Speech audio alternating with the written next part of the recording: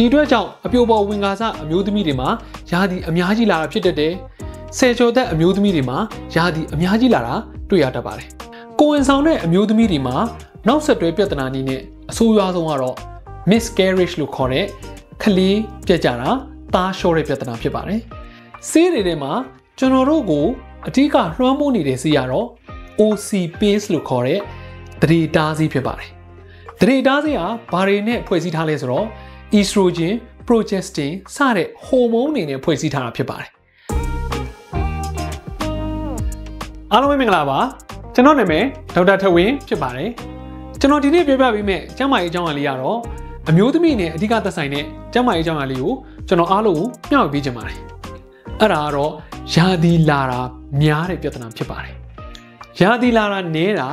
ယာဒီမလာတဲ့အကြောင်းကိုကျွန်တော်ပြောပြပြီးဖြစ်တဲ့အတွက်ကြောင့်ဒီဗီဒီယိုလေးကတော့ယာဒီလာတာများတဲ့အကြောင်းကိုအဓိကကျွန်တော်ပြောပြပေးမှာဖြစ်ပါတယ်။ယာဒီလာတာများတာကိုကျွန်တော်တို့ menorrhagia လို့ခေါ်ပါတယ်။တချို့ကြတော့ heavy menstrual flow လို့ခေါ်ပါတယ်။ဘယ်လိုပဲခေါ်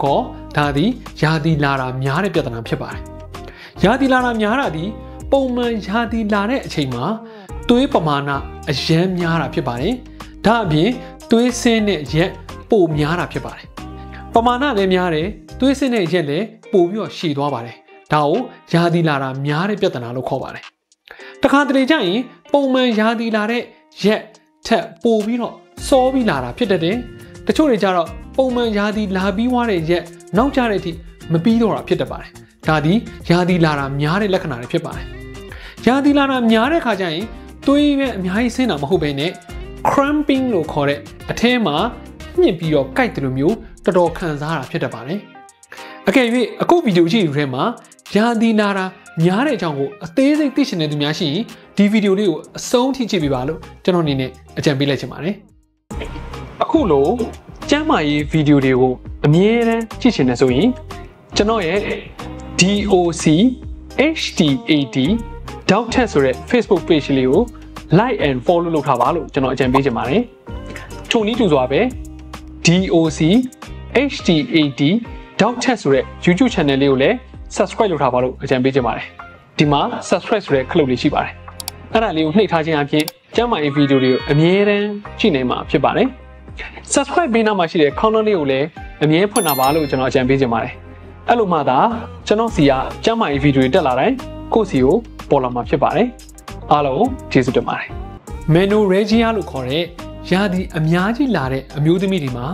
ဖြစ်လေဖြစ်တာရှိတဲ့လက္ခဏာတချို့ကိုကျွန်တော်ဆက်လက်ရှင်းပြပေးမှာဖြစ်ပါတယ်။အဲ့ဒါကတော့နံပါတ်1အမျိုးသမီးလစဉ်သုံးဂွန်းတုပ်ဒါမှမဟုတ်ဂွန်းတန်ဟာတနားရီချားတစ်ခါလောက်အမြဲတမ်းလဲနေရတယ်။သွေးတွေအရန်ဆင်းတဲ့အတွက်ကြောင့် soaking လို့ခေါ်တဲ့သွေးတွေအမြဲတမ်းအိုင်နေတယ်။ဒီအတွက်ကြောင့်ကျွန်တော်တနားရီချားတစ်ခါလောက်လဲနေရပြီဆိုရင်တော့ဒါဒီယာဒီလာတဲ့လက္ခဏာပဲဖြစ်ပါတယ်။နံပါတ်2အမျိုးသမီးလစဉ်သုံးဂွန်းတုပ်ကိုနှစ်ထပ်ခံရတာတော့ထိပမာဏအများကြီးဆင်းနေပြီဆိုရင်တော့ယာဒီလာတဲ့ menorrhagia ယောဂခံစားနေရပြီလို့ကျွန်တော်ပြောချင်ပါတယ်။ညဘက်မှာနေဂွန်းတုပ်ကိုအမြဲတမ်းလဲနေရတယ်ဆိုရင်တော့သူဒီအဓိပ္ပာယ်ကတော့တောက်လျှောက်ကိုဒစိမ့်စိမ့်ထွက်နေတယ်ဆိုတဲ့အဓိပ္ပာယ်ဖြစ်ပါတယ်။ဒါဆိုရင် menorrhagia လို့ခေါ်တဲ့ယာဒီတအားများနေပြီဆိုတာကိုဖော်ပြတာပဲဖြစ်ပါတယ်။နံပါတ်4ယာဒီလာတဲ့ပမာဏဒီတပတ်ထက်ပိုပြီးတော့လျှော်နေပြီဆိုရင်တော့ယာဒီလာတဲ့များတဲ့လက္ခဏာကိုဖော်ပြနေပြီဖြစ်ပါတယ်။နံပါတ်5 black clot လို့ခေါ်တဲ့သွေးခဲတွေအတုံးလိုက်ဆင်းနေပြီဆိုရင်သူဒီယာဒီလာတာတအားများနေပြီလို့ကျွန်တော်တို့သိလို့ရပါတယ်။ menorrhagia ခံစားနေရပြီလို့သိလို့ရပါတယ်။နံပါတ်6လူကိုယ်တိုင်ကပုံမှန်လုပ်နေကြအလုပ်တွေကိုမလုပ်ဆောင်နိုင်တော့ဘူး။အထူးသဖြင့်ပုံမှန်မျက်နှာတစ်တာလောက်ဟင်းချက်တာလောက်ဈေးသွားဝယ်တာလောက်ကျောင်းစာလုပ်တာလောက်ဒီလိုမျိုးပုံမှန်လုပ်နေကြအလုပ်တောင်မလုပ်နိုင်တော့ဘဲနဲ့သွေးတွေအရန်ဆင်းပြီးတော့တကူလုံးဖြူဖြော့နေပြီဆိုရင်ယာဒီလာတာများတဲ့လက္ခဏာကိုခံစားနေရပြီလို့ကျွန်တော်ပြောချင်ပါတယ်။နံပါတ်9လူက fatigue လို့ခေါ်တဲ့ခြေကုန်လက်ပန်းကျတာအဲ့ရထဲမှာဘုံဘုံလဲနေတာသွေးတွေအရန်ဆင်းပြီးတော့အားမရှိသလိုခံစားနေရပြီဆိုရင်တော့ menorrhagia လို့ခေါ်တဲ့ယာဒီလာတာများပြီဆိုတဲ့လက္ခဏာကိုဖော်ပြနေပြီဖြစ်ပါတယ်။ဒီလိုမျိုး menorrhagia ဖြစ်နေပြီဆိုရင်ကျွန်တော်တို့လုံးဝမပေါ့တင်ပါဘူး။အထူးသဖြင့်အဆိုးရွားဆုံးပြဿနာကတော့အနီးမီးယားလို့ခေါ်တဲ့သွေးအားနည်းရောဂါကိုချက်ချင်းဖြစ်သွားနိုင်ပါတယ်။တေချာဂရုမစိုက်တဲ့သူတွေမှာတော့အသက်အန္တရာယ်ဖြစ်တဲ့အတွက်ကြောင့် ကိုကရာသီအများကြီးလာနေပြီဆိုတဲ့လက္ခဏာတစ်ခုခုစပြီးပြပြီဆိုတာနဲ့ဆရာအောင်နဲ့အသေးစိတ်ဆွေးနွေးတိုင်ပြီမှာလို့ကျွန်တော်ပြောချင်ပါတယ်။ဘာကြောင့်လဲဆိုတော့ဒီဟာဒီကုသလို့ပျောက်တဲ့ပြဿနာဖြစ်ပါတယ်။ရာသီအများကြီးပေါ်နေလို့ပုံမှန်မိန်းကလေးတွေမှာကိုယ့်ရဲ့လှုပ်ဆောင်နေတဲ့အလုပ်ငန်းတွေကိုပြတ်သွားမှာဆိုလို့ဆရာအောင်ပြဖို့ရှက်နေတဲ့သူတွေဆရာအောင်ပြဖို့တုံ့ဆိုင်နေတဲ့သူတွေအသက်အန္တရာယ်ရှိတဲ့အထိဖြစ်တဲ့အတွက်ကြောင့်လုံးဝမပေါ့ပါနဲ့ဆရာအောင်နဲ့မဆိုင်မတော့ချက်ချင်းပြပါလို့ကျွန်တော်အနေနဲ့ထက်လောင်းစော်ဩခြင်းပါတယ်။ရာသီလာတာများတယ်ဆိုတဲ့အကြောင်းကိုဆက်လက်မပြောခင်မှာအမျိုးသမီးတွေဘာကြောင့်ရာသီလာရတယ်ဆိုတဲ့ဥစ္စာကိုကျွန်တော်အချင်းချင်းရှင်းပြပေးခြင်းပါတယ်။အမျိုးသမီးရဲ့မျိုးပွားအင်္ဂါဖြစ်တဲ့ female reproductive system မှာသားအုပ်အိမ်နှလုံးပါပါတယ်။အလယ်မှာတအိမ်တစ်ခုပါပါတယ်။သားအုပ်အိမ်နဲ့တအိမ်ကိုသားဥပြွန်နဲ့ဆက်သွယ်ထားတာဖြစ်ပါတယ်။အမျိုးသမီးတွေဟာလစဉ်သားဥအိမ်နှလုံးမှာတစ်လုံးလုံးကလေလစဉ်သားဥကျွေပါတယ်။သားဥတစ်လုံးကျွေတယ်။ကျွေပြီးွားရင်အမျိုးသားနဲ့တူတူနေတဲ့အခါမှာအမျိုးသားရဲ့တုပ်ပိုးနဲ့အမျိုးသမီးရှီကသားဥနဲ့သားဥပြုံမှာတွားပြီးတော့တရေတဲပါတယ်။တွားပြီးတော့ပေါင်းဆက်ပါတယ်။ပေါင်းဆက်ပြီးတော့တရေသားလေးဖြစ်လာတဲ့အခါမှာတရေသားလေးကတဖြည်းဖြည်းချင်းဆင်းလာပြီးတော့တအိမ်နေရံမှာတွားပြီးတော့တွဲပါတယ်။ဒီချိန်မှာကိုဝင်ရတာဖြစ်ပါတယ်။အဲ့တော့တရေသားလောင်းလေးဟာတအိမ်ကိုဖြည်းဖြည်းချင်းဆင်းလာတဲ့အချိန်မှာတအိမ်နေရံကလည်းတရေသားလေးကောင်းမွန်စွာနေထိုင်နိုင်မှုအတွက်တအိမ်နေရံကိုဖြည်းဖြည်းချင်းထူအောင်လုပ်ပြရပါတယ်။ဒီအတွက်ကြောင့်တအိမ်နေရံလေးထူလာတယ်။ဒီအချိန်မှာတရေသားလေးဟာတအိမ်မှာတွားပြီးတော့နှွေးထွေးစွာနေနိုင်မယ်ပို့ပြီးတော့ကျန်းမာစွာအသက်ရှင်လို့ရတာဖြစ်ပါတယ်။ဒါပေမဲ့အကယ်၍အဲ့ဒီအချိန်မှာသားဥဟာတုပ်ပိုးနဲ့မပူပေါင်းမဲနဲ့သားဥကြီးပဲတီးတန့်ဆင်းလာတဲ့အခါမှာကျွန်တော်တို့တအိမ်နေရန်ထူထားတဲ့အပိုင်းဟာ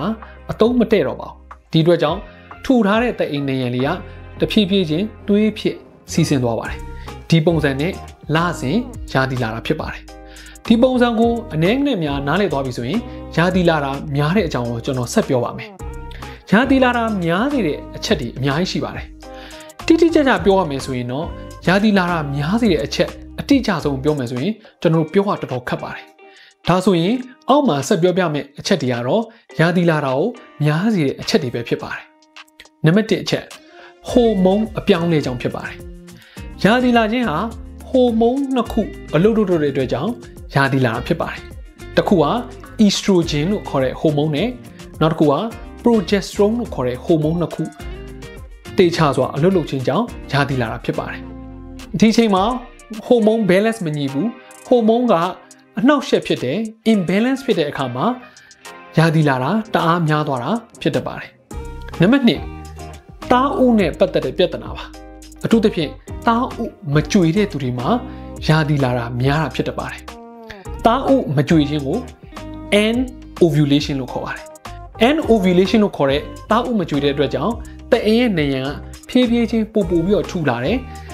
သွေးဆင်းတဲ့ပမာဏပို့ပြီးတော့များလာတယ်လို့ပြောလို့ရပါတယ်နံပါတ်3ကတော့တအိမ်အတွင်းမှာရှိတဲ့အလုံးနဲ့အကျိတ်တွေကြောင့်ဖြစ်တတ်ပါတယ်ပုံမှန်တအိမ်လိုမဟုတ်ဘဲနဲ့တအိမ်အတွင်းမှာကင်ဆာနဲ့တူတဲ့အလုံးပဲဖြစ်စီကင်ဆာမဟုတ်တော့အလုံးကျိတ်တွေကြောင့်ပဲဖြစ်စီတအိမ်နေရင်ကြီးကပုံမှန်ထက်ပိုပြီးတော့ထူနေတယ်ဆိုရင်ဒါဒီသွေးစီးဆင်းမှုပမာဏပိုပြီးတော့များနိုင်တယ်လို့ပြောလို့ရပါတယ်နံပါတ်4အချက်ကတော့ polyp လို့ခေါ်တဲ့အတဘူလေးဖြစ်တာဖြစ်ပါတယ်တအိမ်ရဲ့နေရန်အတွင်းမှာ polyp လို့ခေါ်တဲ့အတဘူလေးတွေရှိတယ်ဆိုရင်တအိမ်နေရန်ပိုပြီးတော့ထူတတ်တယ်အဲ့ဒီသူတွေမှာ menorrhagia လို့ခေါ်တဲ့ရာသီအများကြီးလာတာတွေ့ရတတ်ပါတယ်နံပါတ်5ယောဂါကတော့ adenomyosis လို့ခေါ်ပါတယ်အဲ့တော့ adenomyosis ဆိုတာဘာလဲဆရာလို့မေးစရာရှိပါတယ်အယိုးရှင်းဆုံးပြောရရင်တအိမ်ရဲ့နေရန် lining မှာ glands လေးတွေအချိတ်ကလေးတွေဖြစ်တာဖြစ်ပါတယ်ဒါသည် adenomyosis ဖြစ်ပါတယ်အဲ့ဒီသူတွေမှာတာမန်လူထက်ဆိုင်ရင်ရာသီလာတာများနေတာကိုကျွန်တော်တို့တွေ့ရတတ်ပါတယ်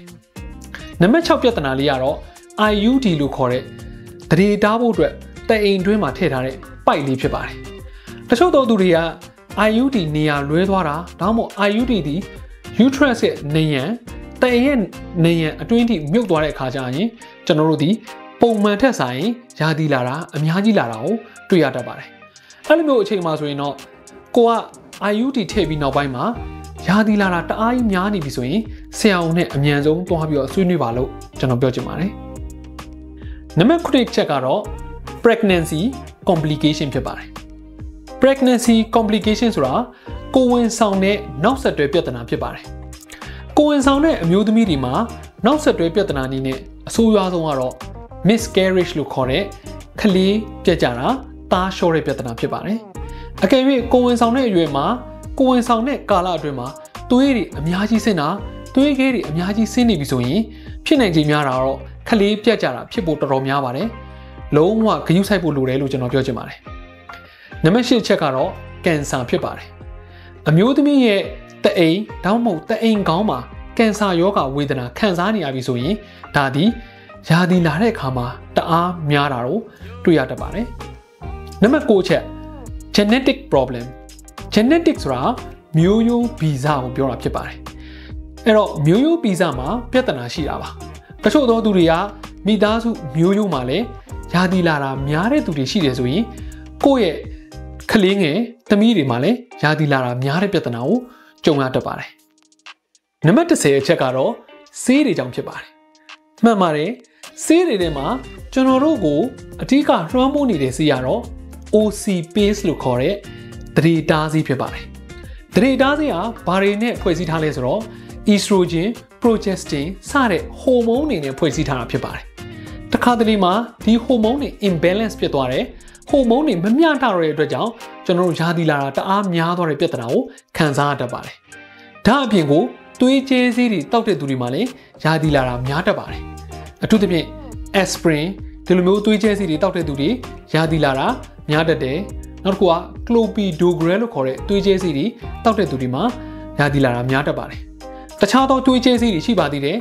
နှလုံးရောဂါတွေမှာတောက်တတ်တဲ့သွေးကျဲဆေးတချို့တွေလည်းရှိပါသေးတယ်အထူးသဖြင့် warfarin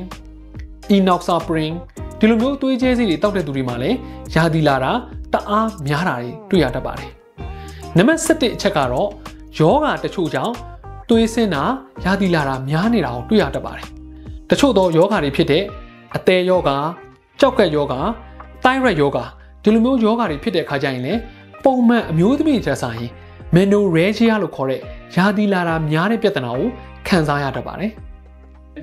ဒါဆိုရင် menorrhagia ရဲ့ risk factor လို့ခေါ်တဲ့အဖြစ်အများဆုံးအုပ်စုတွေကိုကျွန်တော်ဆက်လက်ရှင်းပြမှာဖြစ်ပါတယ် menorrhagia ဟာ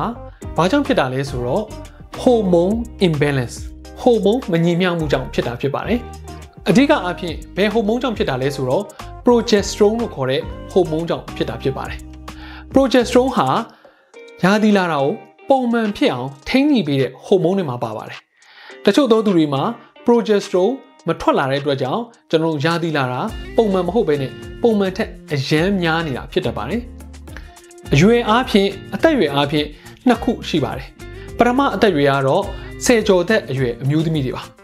10ကျော်သက်အရွယ်အမျိုးသမီးတွေမှာတချို့သောအမျိုးသမီးတွေဟာသားဥမကြွေလာပါဘူးတိမ်နရန်ထူလာပေမဲ့သားဥကမကြွေလာပါဘူးသားဥမကြွေလာတဲ့အတွက်ကြောင့်သားဥကြွေတဲ့အချိန်မှာထွက်လာတဲ့ progesterone level ကပုံမှန်ရှိသင့်ရှိထိုက်တဲ့ပမာဏထက်နည်းနေတာကိုတွေ့ရတတ်ပါတယ်ဒီအတွက်ကြောင့်ယာဒီလာတာတအားကြီးများသွားတတ်ပါတယ်ဒီအတွက်ကြောင့်အပြိုပေါ်ဝင်ကားစအမျိုးသမီးတွေမှာယာဒီအများကြီးလာတာဖြစ်တတ်တယ်ဆယ်ကျော်သက်အမျိုးသမီးတွေမှာယာဒီအများကြီးလာတာတွေ့ရတတ်ပါတယ်နောက်တစ်ခုကတော့သွေးဆုံးခံဒီအမျိုးသမီးတချို့ဖြစ်ပါတယ်ဒါမှမဟုတ်ယာဒီလာနေတဲ့အရွယ်မှာယောဂအခန့်တစ်ခုခုရှိတဲ့အမျိုးသမီးတွေပါသွေးဆုံးခံဒီအမျိုးသမီးတွေမှာလည်းရုတ်တရက်သွေးမဆုံးခင်မှာယာဒီအများကြီးလာတာတွေ့ရတတ်တယ်လို့ underlying disease လို့ခေါ်တဲ့ပုံမှန်ယောဂအခန့်တစ်ခုခုရှိတဲ့အမျိုးသမီးတွေမှာလည်းယာဒီအများကြီးလာတာတွေ့ရတတ်ပါတယ်ကျွန်တော်အရှိမပြောခဲ့သလိုတိမ်နရန်အတွင်းမှာအလုံးတွေအကျိတ်တွေရှိတယ်တိမ်နရန်ပတ်ပတ်လည်မှာ glands တွေရှိတယ်အသဘိုးတွေရှိတယ်တခြားသော bleeding disorder လို့ခေါ်တဲ့သွေးအရန်ထွက်တတ်တဲ့ယောဂတစ်ခုခုရှိတယ်ဒါမှမဟုတ်အသည်းကြောက်ကက်ယောဂတစ်ခုခုရှိတယ်ဆိုရင်ဒီမျိုးသမီးတွေမှာပုံမှန်ထက်အများကြီးယာဒီပိုများနေတာကိုတွေ့ရတတ်ပါတယ်ဒါကတော့ risk factors တွေဖြစ်ပါတယ်ဒါအပြင်ကျွန်တော်ဆက်ပြောပြမယ့်အချက်ကတော့ complication လို့ခေါ်တဲ့နောက်ဆက်တွဲဖြစ်တတ်တဲ့ပြဿနာပါအားလုံးသိတဲ့အတိုင်းပဲယာဒီအများကြီးလာပြီးသွားရင်အဲ့ဒီသူမှာအဖြစ်အများဆုံးလက္ခဏာကြီး2ချက်ရှိပါတယ်ပထမတစ်ချက်ကတော့ anemia လို့ခေါ်တဲ့သွေးအားနည်းယောဂပါ ကျွန်တော်တို့အရန်ရှင်းပါတယ်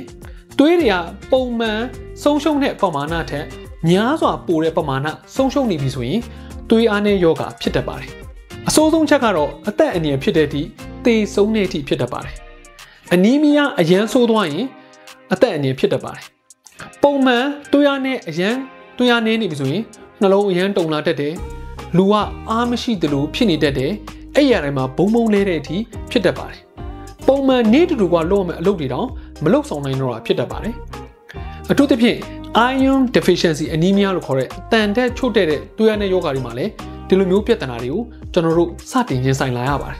ဒီအတွက်ကြောင့်သွေးအားနည်းတဲ့ပြဿနာဟာယာဒီအများကြီးလာတဲ့ပြဿနာနဲ့ဓာတ်ရိုက်ချိတ်ဆက်မှုရှိပါတယ်လုံးဝမပေါ့ပါနဲ့လို့ကျွန်တော်ပြောချင်ပါတယ်နောက်တစ်ချက်ကတော့ severe pain လို့ခေါ်တဲ့ပြင်းထန်စွာနာကျင်တဲ့ပြဿနာပါသွေးတွေအရန်ဆင်းသွားပြီးတဲ့အချိန်မှာတအိမ်ကပုံမှန်ထက်ပိုပြီးတော့အလွတ်လွတ်ရတဲ့အတွက်ကြောင့်တအိမ်ကိုအရန်ညှစ်ရတယ်အဲ့ဒါကြောင့်တအိမ်ကိုကြိတ်ချီလိုက်သလိုညှစ်သလိုခံစားပြီးတော့အဲ့ဒီနေရာမှာပြင်းထန်စွာနာကျင်တဲ့ပြဿနာဖြစ်ပါတယ်တချို့သူတွေကသွေးအများကြီးဆင်းလို့သတိလစ်သွားတာမဟုတ်ဘဲနဲ့နာကျင်တဲ့ဒဏ်ကိုမခံနိုင်တော့တဲ့အတွက်ကြောင့်ပြစ်လဲတာမှောက်လဲတာအထိဖြစ်တတ်ပါတယ်ဒါကတော့ကြောက်စရာကောင်းတဲ့ပြင်းထန်တဲ့နောက်ဆက်တွဲပြဿနာဖြစ်ပါတယ်အခုဗီဒီယိုကြည့်တဲ့အမျိုးသမီးတွေထဲမှာယာဒီလာတဲ့ပုံစံဘယ်လိုမျိုးလာပါတယ်လဲလို့ကျွန်တော်မေးချင်ပါတယ်ပုံမှန်ပဲယာဒီလာတဲ့သူဆိုရင် comment မှာပုံမှန်လို့ရေးပြပါယာဒီလာတာပုံမှန်ထက်အရန်နည်းနေတဲ့သူဆိုရင် comment မှာနည်းလို့ရေးပြပါယာဒီလာတာပုံမှန်ထက်အရန်များနေတယ်ဆိုရင် comment မှာများလို့ရေးပြပါကျွန်တော်အနေနဲ့ယာဒီလာတာအရန်များတဲ့သူတွေအတွက်စောင့်ထားတဲ့ဆေးလေးတစ်ခုကိုကျွန်တော်ညွှန်ပေးချင်ပါတယ်အဲ့ဒီဆေးလေးကတော့ iron B12 folic acid ဒီ၃ခုပါတဲ့အားဆေးတစ်ခုကိုကိုယ့်ရဲ့ slim fat အိတ်ထဲမှာအမြဲတမ်းစောင့်ထားပါလို့ကျွန်တော်အကြံပေးချင်ပါတယ်ဘာကြောင့်လဲဆိုတော့ iron B12 folic acid ၃ခုလုံးဟာသွေးအားကိုပြန်လည်တက်စေတဲ့အချက်တစ်ခုဖြစ်ပါတယ်ဒီအားဆေးကိုပုံမှန်တောက်ခြင်းအပြင်ကိုယ့်ရဲ့သွေးအားကိုပုံမှန် level ထိပြန်ပြီးတော့တက်လာမယ်လို့ကျွန်တော်ပြောချင်ပါတယ်ဒီဗီဒီယိုလေးကိုကြည့်ပြီးအကျိုးကျေးဇူးရှိတယ်ဆိုရင် comment မှာ yes လို့ရေးပေးပါကိုအကျိုးကျေးဇူးရှိသလိုတခြားသူတွေကိုလည်းကိုလိုအကျိုးကျေးဇူးရှိစေချင်တယ်ဆိုရင်တခြားသူတွေကိုများများမြင်အောင်ပြန်လည် share ပေးပါအားလုံးကျေးဇူးတင်ပါတယ်